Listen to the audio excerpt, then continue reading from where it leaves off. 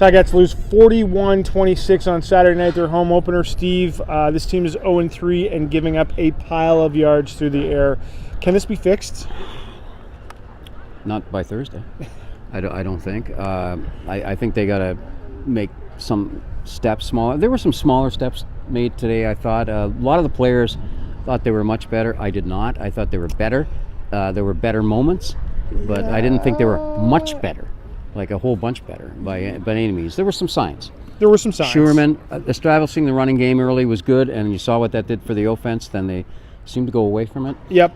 The offense, a good first quarter, good fourth quarter, but there was a stretch there of 9 series when they went 7 2-and-outs, had 1 first down that led to a field goal, and an interception, which really was one of the key points of the game, because that last couple of minutes of the first half, they got 2 touchdowns. Yeah, I mean, they gave one of them spurred by the interception. Yeah, they gave up 2 touchdowns in 59 seconds in the third quarter that seemed to turn the game. I thought that the field goal at the end of the first half sort of got them back on the right into it after that, and then they came on in the third quarter and they went 4 straight 2-and-outs, and by the time they got it righted, the game was over. I think they've given up 506 yards to Ricky Ray, 380 yards to Kevin Glenn, and now 380 change to a guy coming off the bench. Right. I mean, it's Travis Lulay, so it's not a guy coming off the bench. So I thought he was outstanding, and that drive where they basically got the first touchdown of the 2 in 59 seconds, he sidestepped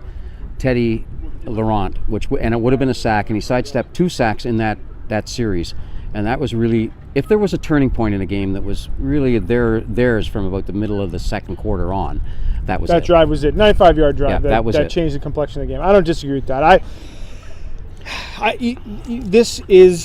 just don't know how you fix this, right? No. I mean, that secondary, yes, you might get Abdul Kanay back next week, and that might help, but there seems to be some systemic problems here. I just don't know how you fix all the things that are wrong against the teams they have to play now, right? It's Edmonton. I mean, we've been talking about this for a couple weeks, but it's Edmonton, it's Calgary, it's Edmonton. That's you're not going to get to do easy things against good teams, and so they could be 0-6. There's no doubt about this, that they could go through the first third of this season without a win, which it's forgiving in the CFL, especially in the East. But that's.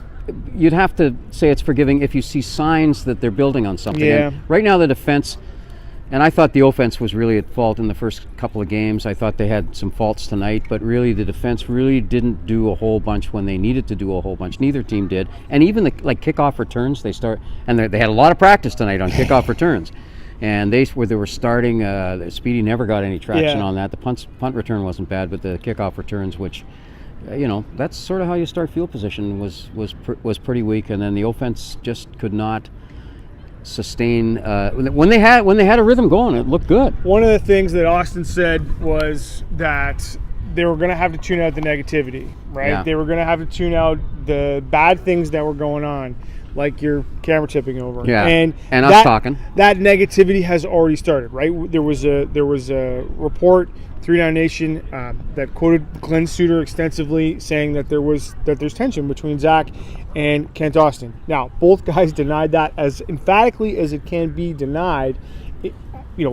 Austin said that Suter should be ashamed of himself, which is for him to say that about a former teammate is pretty strong language. However, I think the point is that this kind of stuff, when you're losing, it opens the door for this, and we're going to have speculation about Austin's job security and all kinds of things are going to, and the defense coordinator's job security. For sure. These are the narratives now that people are going to be talking about. They are really, and it's a result-based business. I mean, the season's a month old now, even though they've only played 3 games, and there isn't a whole bunch. I mean, there's a few little signs here, but not a whole bunch. I mean, again, like I thought, there were 4 or 5 drives where the offense was in rhythm.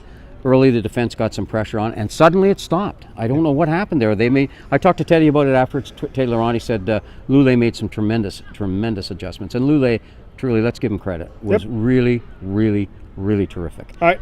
But nobody's making plays at the ball. I mean, there were a couple of picks, but and I know that's plays at the ball and maybe a couple of knockdowns, but still they got out-battled for the ball when it came down so many times when it mattered most. Make sure you check out 3 Down Nation. Steve's stuff will be up there, and I'll be writing tomorrow as well. This video and a bunch of other stuff. Reporting from Tim Hortons Field with Steve Milton, I'm Drew Edwards.